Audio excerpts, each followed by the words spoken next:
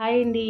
ఇవైతే మీరు రెగ్యులర్గా చేసే కజ్జికాయలు అస్సలు కాదు. ఇలా చేసి పెట్టారంటే ఇంట్లో వాళ్ళైతే మళ్ళీ మళ్ళీ కావాలంటారు. ముందుగా కజ్జికాయలు చేసుకోవడం కోసం స్టవ్ పైన మందంగా ఉండే ప్యాన్ పెట్టుకొని అందులోకి ఒక స్పూన్ నెయ్యి వేసుకోండి. అలాగే ఏదైనా కప్పుతో ఒక కప్పు బాదం పప్పులు కూడా వేసుకొని లో ఫ్లేమ్లో ఫ్రై చేసుకుంటూ ఉండాలి. వాటిని ఫ్రై చేసుకుంటూనే 2 గిన్నెల ఎండు కొబ్బరిని ఇలా తురిమేసుకొని పక్కన పెట్టేసుకోండి. ఈ లోపు బాదం పప్పులు అయితే బాగా ఫ్రై అయిపోయి మంచిగా కలర్ చేంజ్ అయిపోతాయి అనమాట. ఇలా కలర్ చేంజ్ అయిపోయిన తర్వాత తీసేసుకొని ఒక ప్లేట్లో వేసి చల్లారనివ్వండి. అలాగే ప్యాన్లోకి 2 స్పూన్లు నెయ్యి కూడా వేసుకొని తురుము పెట్టుకున్న ఎండు కొబ్బరి వేసి లైట్గా గోల్డెన్ బ్రౌన్ కలర్ వచ్చేంత వరకు ఫ్రై చేసుకొని ఒక గిన్నెలోకి తీసుకోవాలి.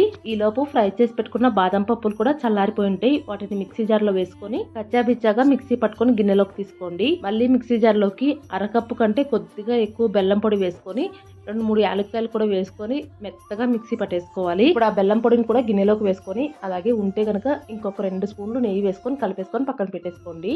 ఇప్పుడు ఒక ప్లేట్లోకి 1 కప్పు గోధుమ పిండి అలాగే చిటికెడంత సాల్ట్ ఇంకా వేడి నూనె 1 టేబుల్ స్పూన్ వేసుకోవాలి. తర్వాత ఆ నూనె మొత్తం పిండిలో కలిసిపోయేలాగా బాగా కలిపేసుకోండి. అలాగే కొద్దిగా నీళ్లు వేసుకుంటూ ఇలా పిండి ముద్దలాగా కలిపేసుకొని మూత పెట్టేసుకొని ఒక అరగంట పాటు నాననివ్వాలి. అరగంట తర్వాత పిండిని మళ్ళీ ఒకసారి బాగా పిసికి ఇలా చిన్న పిండి ముద్దల్లాగా చేసుకొని చపాతీ కంటే పల్చగా ఒత్తుకోవాలి. ఆ తర్వాత ఇలా కజ్జికాయలు చేసుకున్న దానిపైన ఆ చపాతీని వేసుకొని మనం చేసుకున్న స్టఫింగ్ ని చిన్న స్పూన్తో ఒక 2 స్పూన్లు వేసుకోండి. అలాగే కజ్జికాయలు ఆయిల్లో వేసిన తర్వాత విడిపోకుండా ఉండాలంటే ఇయర్ బడ్ ని నీళ్ళలో ముంచి ఆ నీళ్ళ తేమని చపాతీ అంచులు వెమ్మటి అప్లై చేసుకోవాలి. ఆ తర్వాత దాన్ని క్లోజ్ చేసి కజ్జికాయలు ఒత్తుకునేదాన్ని లైట్గా ప్రెస్ చేశారంటే ఎక్స్ట్రా ఉండే గోధుమ పిండి బయటకు వస్తుంది అనమాట. దాన్ని అయితే తీసేయండి. ఆ తర్వాత లోపల ఉండే కజ్జికాయని ఒక ప్లేట్లో పెట్టేసుకోవాలి.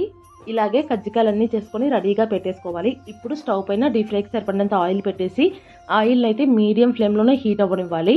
ఆయిల్ వేడెక్కిన తర్వాత అందులో మనం రెడీ చేసి పెట్టుకున్న కజ్జికాయలు ఆయిల్లో ఎన్ని పడతాయో చూసుకొని అన్ని మాత్రమే వేసుకొని ఒకవైపు కాలిన తర్వాత గరిటతో 2 వైపులా తిప్పుకుంటూ గోల్డెన్ బ్రౌన్ కలర్ వచ్చేంత వరకు ఫ్రై చేసుకోవాలి.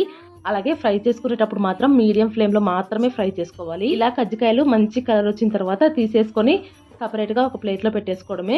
ఇలాగే మిగిలిన కజ్జికాయలు అన్నింటినీ కూడా ఫ్రై చేసుకోవడమేనండి. కజ్జికాయలు అయితే క్రిస్పీగా సూపర్గా ఉంటాయి. ట్రై చేయండి. అలాగే ఈ వీడియో మీకు నచ్చినట్లయితే please like and subscribe. Thank you.